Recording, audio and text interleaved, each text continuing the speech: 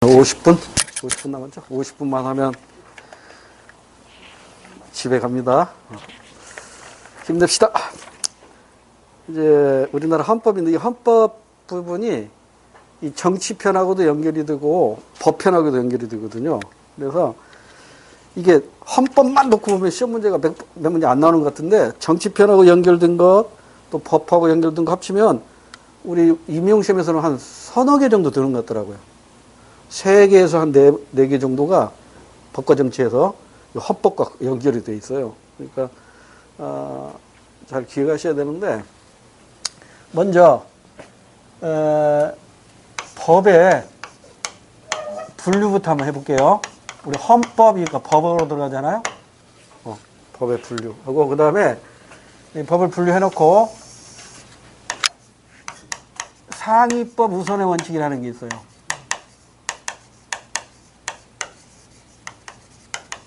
이 상위법 우선 원칙을 다른 말로는 법단계설이라고도 해요. 법에도 단계가 있어요. 위아래가 있단 말이에요.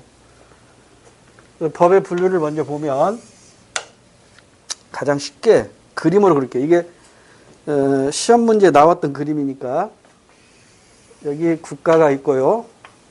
국가가 개인보다 우월한 지위에서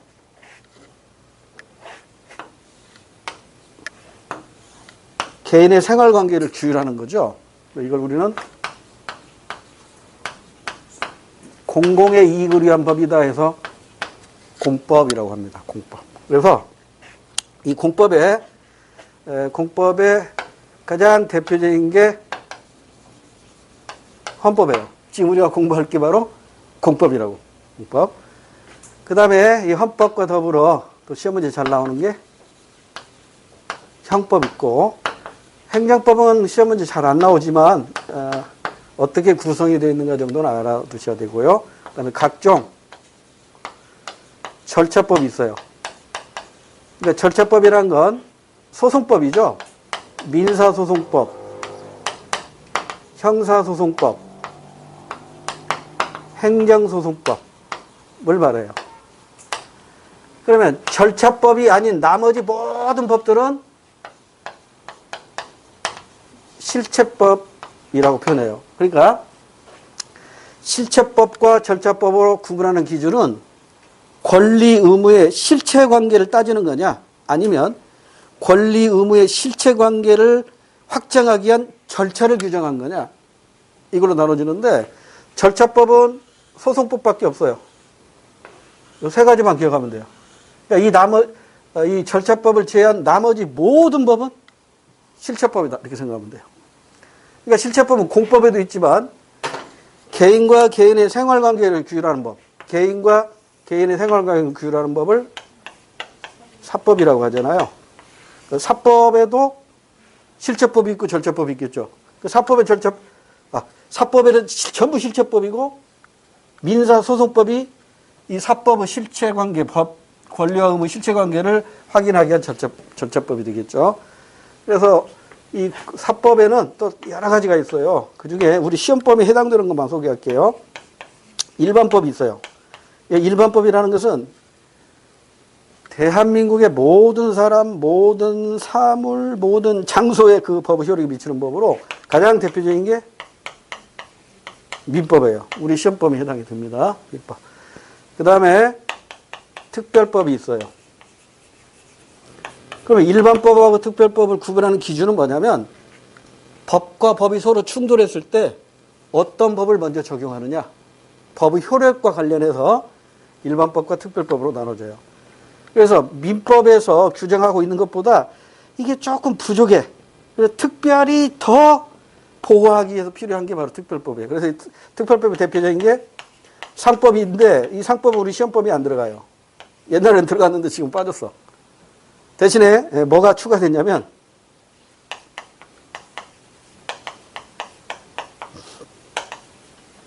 임대차 보호법인데 이건 여러분이 사회생활 하는데 기본적으로 알아야 할 거라고.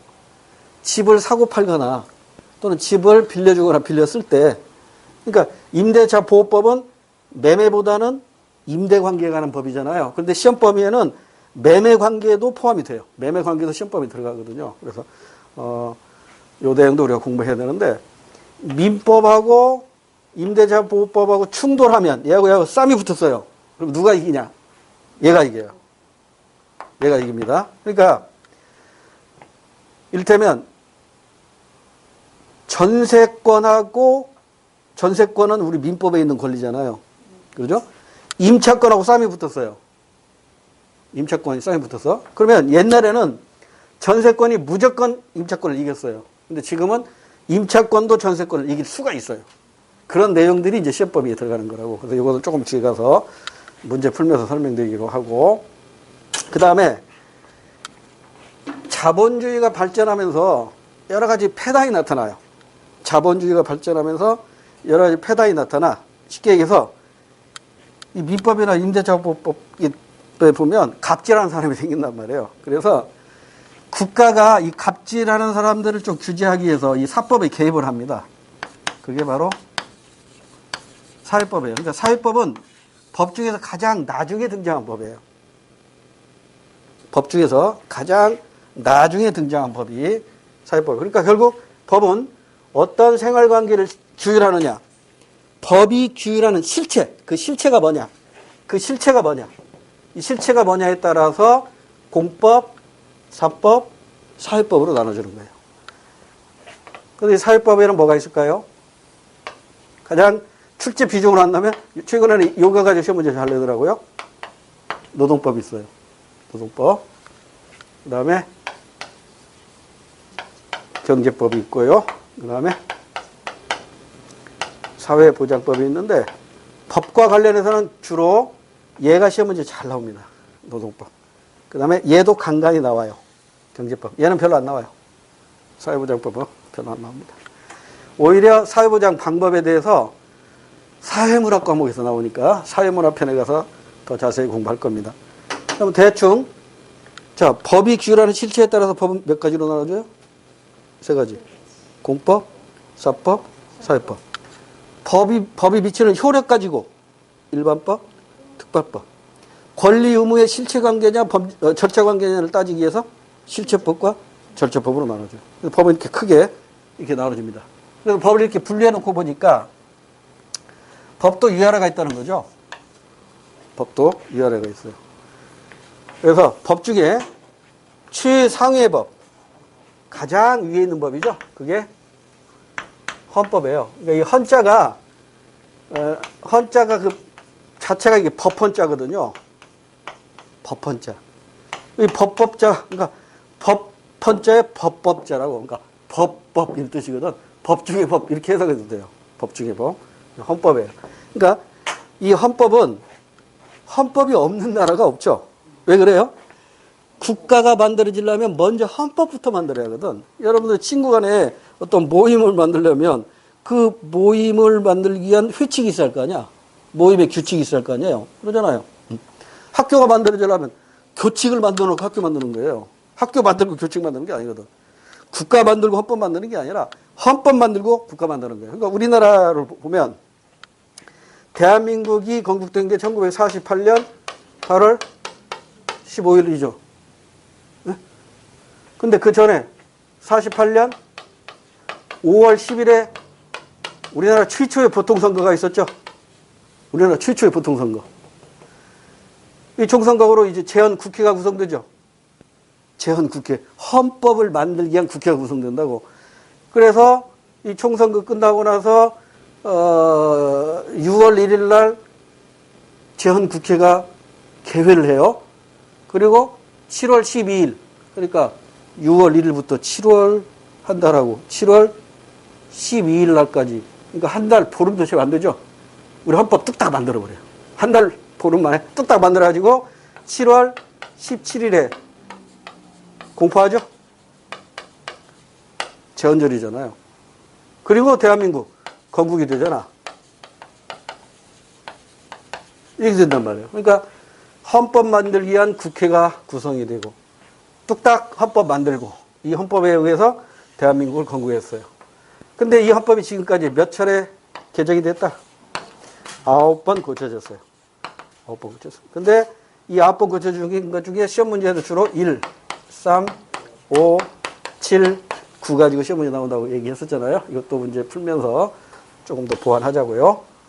그래서 이 헌법은 국민에 의해서, 국회에 의해서 만들어지지만, 최종적으로는 국민 투표를 거쳐야 돼요. 그래서 국회와 국민에 의해서 만들어지는 게 바로 헌법이에요. 그리고 이제 헌법이 만들어지면 이 헌법의 이념을 실현하기 위해서 그 다음에 법률을 만드는 거예요. 하위법을 만드는 거예요. 그러니까 헌법 밑에 뭐가 있어요? 자, 헌법 밑에 법률이 있다고. 법률은 누가 만들까?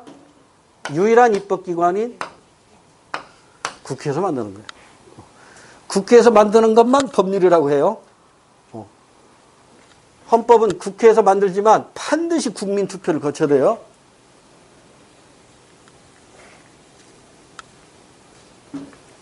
그러면 아까 헌법이 엄마법이라고요. 국내법의 모법이에요. 엄마 밑에 이제 자녀가 하나 나왔네.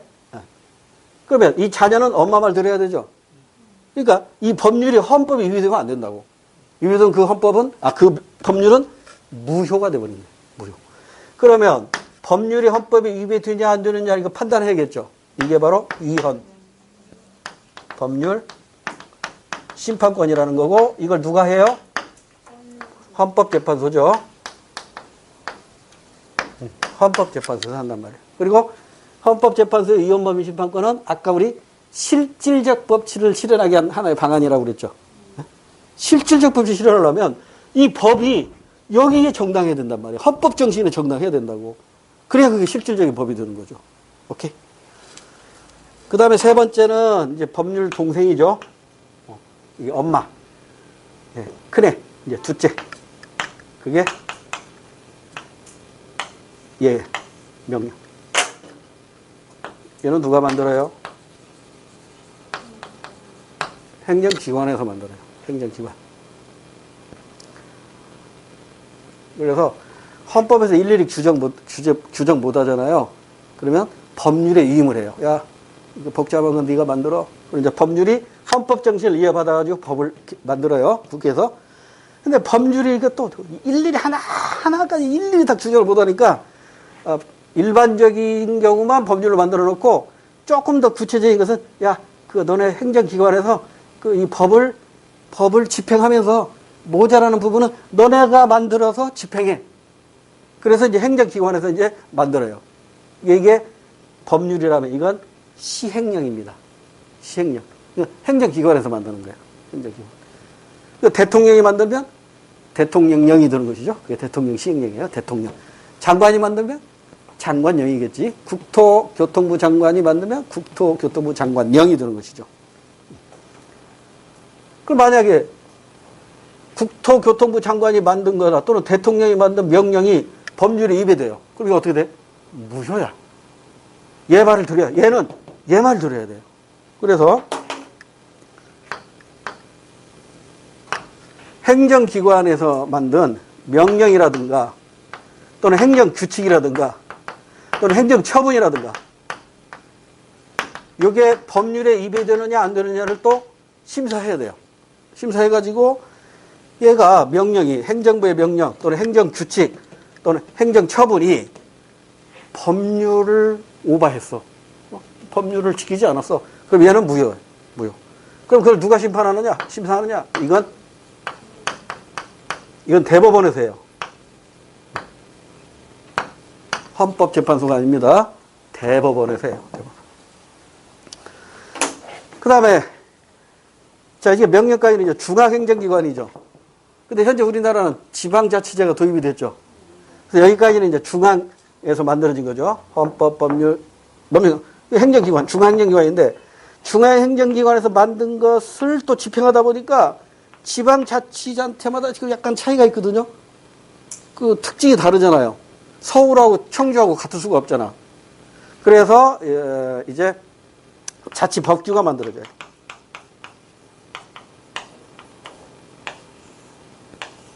그래서 자치법규는 또 둘로 쪼개져요. 조례가 있고 규칙이 있어요. 쌍둥이인데 조례가 형이고 규칙이 동생이에요. 조례는 누가 만드냐면 지방의회에서 만들고 규칙은 지방자치단체의 장이 만들어요. 청주시의회에서 만든 게 청주시 조례입니다. 청주시 조례. 이번에 작년인가? 작년에 발표됐고, 이번에 국토교통부 장관이 변창흠 임명됐나요? 아직 임명 안 됐나? 나 지금 뉴스를 안 봐가지고 잘 모르겠네. 하여튼 바뀌었는데 그 사람이 이번에 건의해가지고 국무회의를 통과한 게 있어요. 국무회의. 국무회의 통과하니까 명령이죠. 국무회의 통과한 것이 뭐냐면, 이거 설명하면 또 길어지는데 간단히 갈게요. 지금 역세권이란 말이에요. 역세권. 역세권 고밀도 개발이란 말이 나와요. 여기 청주에도 여기 있죠. 청주 여기 있죠. 그럼 청주역 역세권 고밀도 개발 이것도 해당이 돼요. 그래서 이게 지금 준주거가 있고 상업지역이 있고 뭐 이렇게 해가지고 얘들에 대해서 이게 용적률이 달라요. 용적률. 얘기하면 또 복잡해. 그런데 여기 지금 일반 주거지역은 안 들어가 있거든요. 주거지역. 근데 이 주거지역을 상업지역으로 지역 변경, 용도 변경을 해준다는 거예요. 용도 변경을 해가지고 지금 용적률 최대가 500%인데 이걸 없애버리고 700%를 올려주겠다. 그러니까 건물 짓 때 우리가 보통 연립주택은 몇 층까지 짓죠? 4층이나 5층까지 짓죠? 이것을 14층, 15층까지 짓게 해주겠다는 거예요. 그래서 부족한 주택을 공급하겠다는 거야. 이게 지금 이번에 통과된 거잖아요. 그런데 이 조례는요, 서울시 조례하고 이 청주시 조례가 달라요. 그러니까 용적률도 서울시 용적률하고 청주시 용적률하고 다르다고. 너무 깊게 들어갔다. 그게 바로 이게 지방의회에서 만든 거라고. 근데 지방의회에서 만든 걸 지방자치단체 장이 바꿀 수 있어, 없어? 못 바꿔요. 지방자치단체장이 만든 건 규칙이거든. 이 규칙은 조례 하위법이야. 이게 끝발 없어. 그러니까 지방의회 의원이 더 끝발 있는 거죠. 지방의회에서 만들면 이거 무조건 따라야 돼. 지자체장은. 이렇게 해서 헌법 밑에 법률, 법률 밑에 명령, 명령 밑에 조례와 규칙이 있고 서로 충돌하면 상위법을 먼저 적용합니다. 이걸 일컬어 상위법 우선의 원칙이라고. 그러면 이걸 통틀어서 뭐라고 할까? 하나, 둘, 셋, 넷, 다섯. 헌법, 법률, 명령, 조례, 규칙. 그러니까 통틀어서 뭐라고 해요? 법이라고 하는데요. 법. 그러니까 헌법도 법이고, 명령도 법이고, 조례도 법이고, 규칙도 법이고. 포괄적인 게 바로 법이에요. 그러니까 우리는 지금 법률을 공부하는 게 아닙니다. 법과 정치잖아요. 정치와 법. 그래서 법을 공부합니다. 그러니까 이 법 안에는 뭐가 있다? 헌법도 있고, 법률도 있고, 명령도 있고, 조례도 있고, 규칙도 있어요. 그 중에 이제 시험 문제는 주로 여기서 많이 나와요. 주로. 우리 이거 공부하고요. 요거 공부하고, 그 다음에 우리 편집된 바로는 요거 공부해요. 요거 공부. 그러니까 이거 공부할 때 이랑 같이 요거 같이 공부할 거예요. 그러니까 형법하고 형사소송법을 묶으시면 되고, 민법하고 민사소송법하고 묶어서 공부하시면 돼요. 이 흐름으로 정리를 할 겁니다. 그러면 이제 그 중에, 자, 이제 우리가 지금부터 공부해야 할 건 헌법이죠.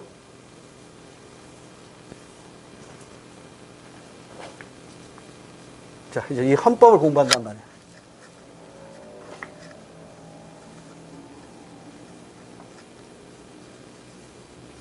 자, 헌법. 공법이죠. 그리고 이 법을 우리는 국내법을 이렇게 분류한 거예요. 국내법이 이렇게 공법, 사법, 사회법 있고. 이 국내법과 비교할 것으로 뭐가 있죠 또? 국제법이 있죠. 이 국제법은 따로 합니다. 저 뒤에 단원에 가서 따로 해요. 그래서 국제법에는 성문법으로서 조약이 있고요. 불문법으로 뭐가 있더라? 국제 관습법이 있고,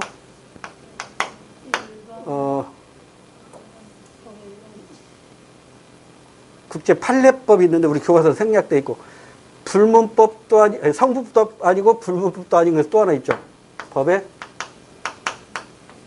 1번 원칙. 이런 것들은 국제법 시간에 따로 정리해 드릴게요.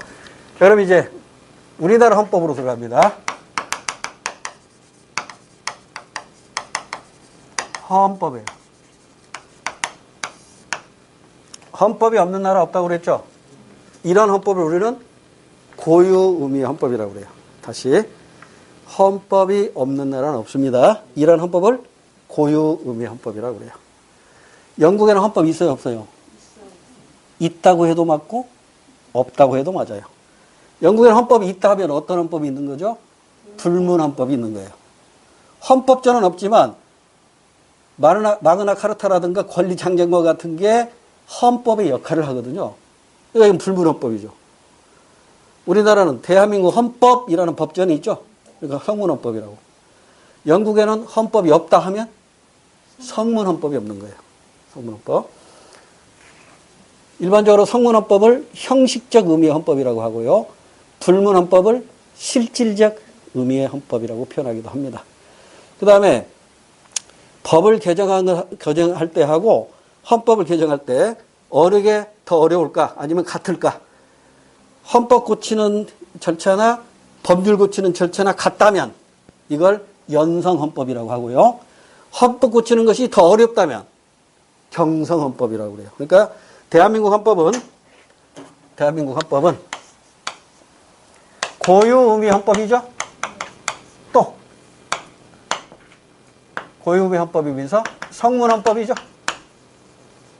고유 의미 헌법이면서 성문 헌법이면서 성문 헌법이니까 형식을 갖추었죠. 형식적 의미 헌법이면서 동시에 실질적 의미 헌법이기도 해요. 또 경성헌법이에요, 연성헌법이에요. 경성헌법이에요. 이런 특징을 가지고 있는 게 대한민국 헌법입니다. 그래서 이 대한민국 헌법의 구성을 보면 첫 번째 전문이라는 게 있어요. 두 번째 본문이 있어요. 세 번째 부칙이 있어요. 우리 시험 문제는 주로 여기서 나와요. 10개의 장으로 구성이 되어 있고 130개 조항으로 되어 있어요. 근데 이 본문도 결국은 이렇게 두 가지로 출제 포인트가 집약이 돼요. 첫 번째는 국민의 기본권은 어떤 것이 있고 거기에 대한 제한은 어떻게 되는가. 요거 하나 하고요. 두 번째는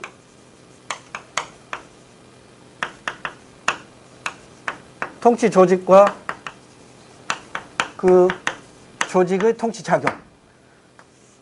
국회, 정부, 사법부인 법원, 헌법재판소. 얘들의 통치 작용은 어떻게 되는가. 요 크게 두 가지로 나눠집니다. 문제 풀다 보면 더 나올 텐데. 자, 대한민국 헌법에 요것부터 알아야겠죠. 기본 원리. 6개 정도야? 6개.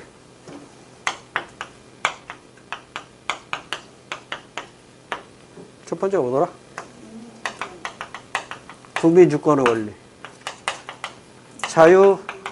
자유민주주의 원리. 복지 국가의 원리.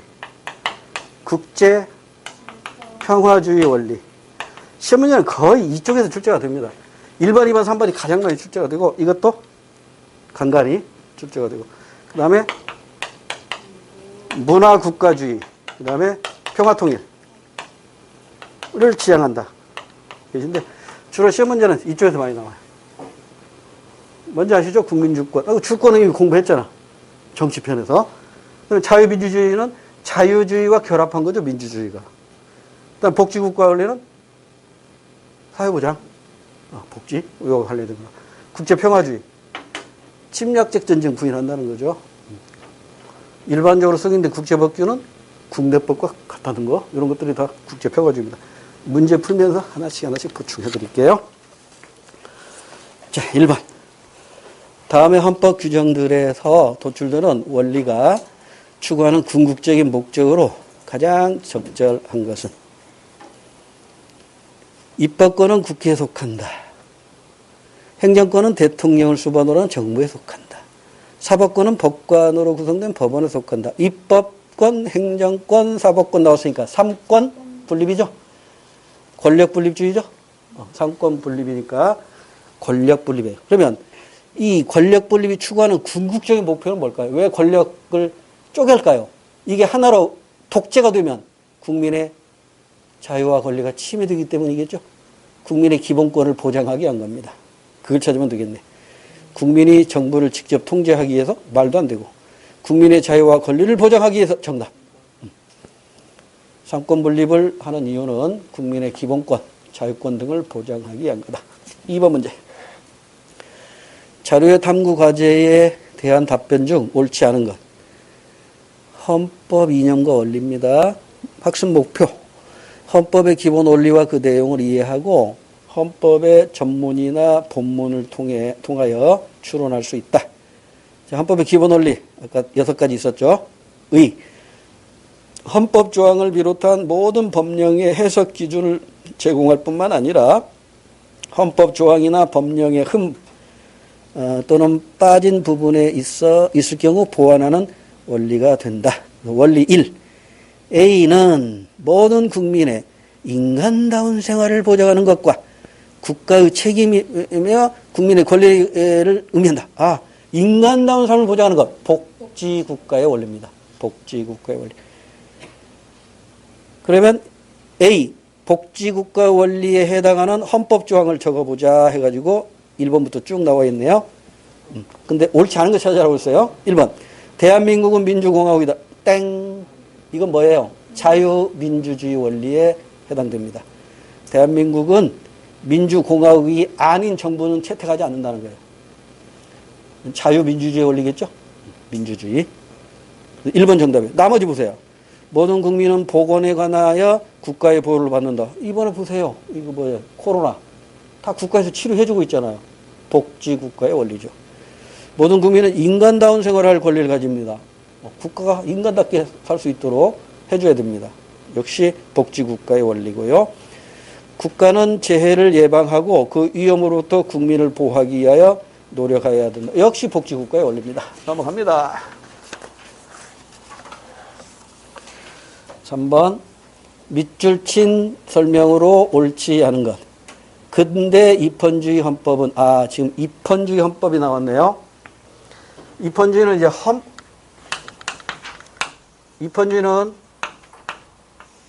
지난번 아까 법치주의 공부할 때 한번 나왔었죠. 그러니까 헌법에 기초를 한 헌법에 입각한 통치거든요. 그래서 입헌주의는 언제 등장하냐면 근대 국가에서 등장해요. 그래서 입헌주의는 등장은 근대 입헌주의예요.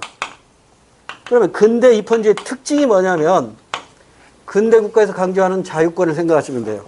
근대 국가에서 강조하는 가장 대표적인 권리는 자유권이죠.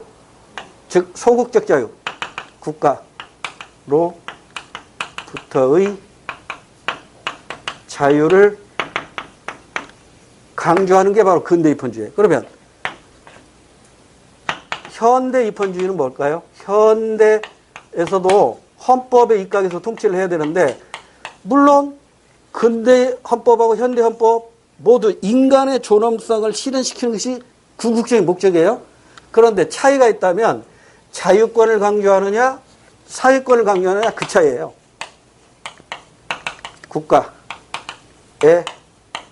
의한 자유 이걸 강조하는 거예요. 그러니까 소극적인 자유권이 아니라 이제는 적극적으로 정부가 개입한다는 거죠. 그래서 이게 근대 국가 하면 여러분 아시다시피 근대 국가는 뭐예요? 야경 국가잖아요. 야경의 뜻은 여러 번 말씀드렸죠. 전역만 지켜주면 된다고. 국방과 치안만 국가가 책임지면 돼요. 그러니까 저녁만 지켜주니까 낮에는 국가가 할 일이 없는 거야. 낮에는 그냥 놀아. 자야 돼. 낮에 주무셔. 그러다 보니까 빈부격차가 커지죠. 부자와 가난자의 격차가 커진단 말이에요. 그래서 현대로 넘어와서는 아니야. 국가가 할 일이 더 생겼어요. 저녁도 지켜줘야 되고 낮에도 돌아다니면서 배고픈 사람 없는지 병든 사람 없는지 이거 국가가 다 관리해줘야 돼요. 그게 바로 현대 복지국가의 개념이에요. 그러니까 야경국가는 최소의 정부가 최선의 정부였다고. 저녁만 지켜주면 돼. 그러니까 이것은 최소의 국가지. 작은 정부지. 작은 정부. 그러니까 세금도 많이 안 걷어요. 세금도 적게 걷는다고. 근데 현대는 아니야, 이제 낮에도 깨어가지고 병든 국민들 다 보살펴줘야 된다고. 그러니까 세금도 많이 들어가지. 큰 정부가 되는 것이죠. 그래서 입헌주의는 이렇게 근대와 현대로 구분할 줄만 아면 돼요. 제 3번으로 다시 와서 근대 입헌주의 헌법, 즉 근대 야경 국가의 헌법은 국가의 법체계와 법질서, 국가 권력의 근본 조직 및 작용, 그리고 국민의 기본권 보장에 관한 내용을 규정하였다. 이 헌법은 자본주의 발전 과정에서 나타난 빈곤과 빈부격차 심화 등의 문제로 계층 갈등이 심화되자 그 다음에 이제 현대복지국가가 등장한 것이죠. 그래서 자유권을 강조하던 시절에서 이제는 사회권을 강조하는 시절로 바뀌게 되는 거죠. 현대복지국가 헌법으로, 즉 현대 입헌주의 헌법으로 확장되었다. 틀린 거 찾아야 돼요. 1번. 기역은 근대 입헌주의는 재산권의 불가치성을 강조한다. 맞죠? 사유재산권을 절대적으로 보장해 줬어요. 근데 현대로 넘어오면 사유재산도 이제는 제한합니다.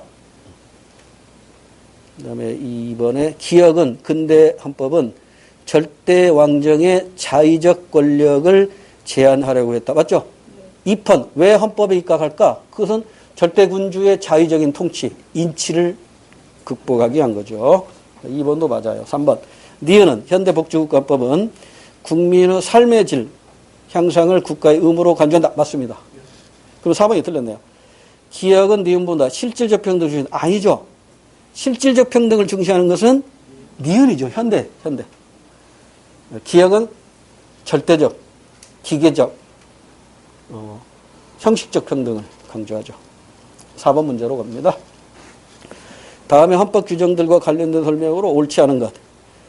모든 영역에 있어서 각인의 기회를 균등히 하고 안으로는 국민 생활의 균등한 향상을 기하고 국민 생활의 균등한 향상을 기하고 국민 모두 더불어 같이 잘 살고 복지 국가의 원리가 나와 있네요. 모든 국민이 인간다운 생활할 권리가 있다. 사회권이죠. 인간다운 생활할 권리, 사회권을 강조하니까 복지 국가의 원리. 국가는 균형 있는 국민경제 성장 및 안정과 적정한 소득의 분배를 유지하고 지상의 지배와 경제력의 남용을 방지하며 경제 주체 간의 조화를 통한 경제의 민주화를 위하여 경제에 관한 규제와 조정을 할 수 있다. 119조 2항. 이거 맞는 사람이 지금 저기 있죠. 야당, 무슨 당이지? 국민의 힘당인지 국민의 짐당인지. 거기 있잖아요. 거기 지금. 가인 김병로 선생 아세요? 대한민국 초대 대법원장. 그 손자. 김종인인가? 그 사람이 만든 게 이 19조 2항입니다. 경제민주화. 이 전두환 때 만들어진 거예요.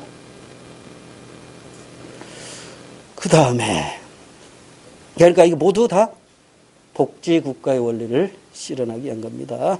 옳지 않은 거 찾으래요. 1번. 실질적인 정의, 사회 정의의 실현을 이상으로 추구한다. 맞죠? 생활 무능력자 보호, 최저임금제 실시 등을 통하여 실현될 수 있다. 복지국가. 맞고. 노사 간의 갈등과 대립 및 부익부 빈익빈 현상의 심화 등이 등장 배경이 되었다. 맞죠? 이걸 극복해서 복지국가 원리 등장했고. 자본주의적 생산 양식이나 시장 기구의 자동 조절 작용을 부정한다. 부정하는 게 아니죠. 자본주의적 생산 양식이나 시장 기구 자동 조절 작용을 원칙적으로 채택하고 있으면서 필요한 경우에 정부가 규제할 수 있다고 하는 거잖아요. 이걸 혼합경제체제라고도 하죠. 그래서 부익부 빈익빈 보니까 옛날에 TV에서 퀴즈 시간에 봤던 프로가 하나 생각나네요. 피곤하실 것 같아서 간단히 소개해 드릴게요. 언젠가 한번 저희 소개했던 것 같은데, 요즘은 대학생들이 나와서 퀴즈 푸는 프로가 많이 없어졌죠. 이게 전두환 정부 때 이게 다 폐지가 돼버렸어요. 왜냐면 이게 너무 사치스럽다 이거예요. 그때 KBS에서인가 대학생 두 사람이 한 조로 나와가지고 퀴즈 대결을 해요. 그래서 1승에서 7승까지 하면 단계별로 상품이 달라. 그래서 7승 하면 어디를 보내냐면 방학을 이용해서 세계 여행을 시켜줘요. 새로운 세계를 보고 오라는 것이지. 저는 그 퀴즈 굉장히 즐겨봤어요. 근데 지금 안 잊혀지는 게 고대생 둘이 나왔어요. 이제 또 서울대생도 나오고 연대생도 나오는데 일단 첫 팀은 두 팀이 나와요. 서울대 팀하고 고려대 팀이 붙었어. 근데 이 게임, 그 퀴즈 푸는 시간 중에 어떤 퀴즈가 있냐면 스피드 퀴즈라고 해가지고 같은 팀원이 둘인데 서로 한 2m 떨어져요. 한 사람이 쪽지를 전달받아. 그럼 거기에 단어가 10개가 적혀 있어. 그럼 이 단어를 1분 안에 짧게 설명해가지고 그 파트너가 맞추면 점수가 올라가는 거예요. 그러니까 1분 동안에 10문제를 맞춰야 되니까 얼마나 빨리 설명해야 돼요? 근데 그때 놀란 거야. 고려대 학생입니다. 단어 쭉 설명하니까 모르고 있으면 통과하거든요. 잘 맞추더라고. 중간에 가서 딱 단어를 보더니 뭐라고 하냐. 대학교 1학년 신입생 그랬다고. 대학교 1학년 신입생 딱 하니까 뭐라더라? 여기. 아니다. 이거 오래돼가지고 기억이 깜깜하는데 대학교 1학년 신입생 하니까 그 학생이 대학교 1학년 신입생이 뭐라고 대답해야 돼요? 이 단어를 보고 어떻게 설명했냐면 대학교 1학년 신입생 이렇게 대답했다고. 그러니까 바로 뭐라고 대답하냐면 풍요 속의 빈 곳 이렇게 대답하더라고요. 그리고 땡똥땡 하고 그 다음 단문제를 합니다. 대단한 순발력이죠. 대학교 1학년 신입생 이렇게 단어를 설명하니까 풍요 속의 빈 곳 하고 땡똥땡 하고 넘어갑니다. 그러니까 이제 문제 다 끝나고 나서 사회자가 이게 물어봐요. 아니 풍요 속의 빈곤을 설명하려면 그 세계 대공황으로 산업혁명으로 경제가 발전해가지고 풍요로 왔는데 그 중에 이게 배고픈 사람이 많아져가지고 경기가 침체 빠지는 그런 현상을 케인즈가 풍요 속의 빈곤이라고 했는데 케인즈란 말도 안 나오고 뭐 세계 대공황이란 말도 안 나오는데 어떻게 대학교 1학년 신입생이 풍요 속의 빈곤입니까? 이거 어떻게 맞췄습니까? 둘이 입 맞춘 겁니까? 이렇게 물어봤어요. 그러니까 그 고대생이 웃으면서 사회자님 대학 다닐 때는 이런 은어가 없었죠. 이건 우리 대학가에서 다 아는 은어입니다. 대학교 1학년 신입생은 시도 때도 없이 소개팅, 미팅 많이 하지만 전혀 실속이었기 때문에 풍요 속의 빈곤이라고 표현합니다. 신입생을. 대학생이라면 다 아는 은어래. 그러니까 우리 때하고 다르더라고요. 그러니까 그래요. 그러면 2학년은 뭐예요? 바로 대답 나오더라고요. 빈곤의 악순환. 대학교 1학년 때 미팅 많이 해도 실속 없어. 2학년도 마찬가지야. 빈곤의 악순환. 바로 또 물어봐요. 그럼 3학년은 뭡니까? 바로 나오대요. 빈익빈 부익부 그러더라고. 그러니까 또 이해가 안 되는 거야.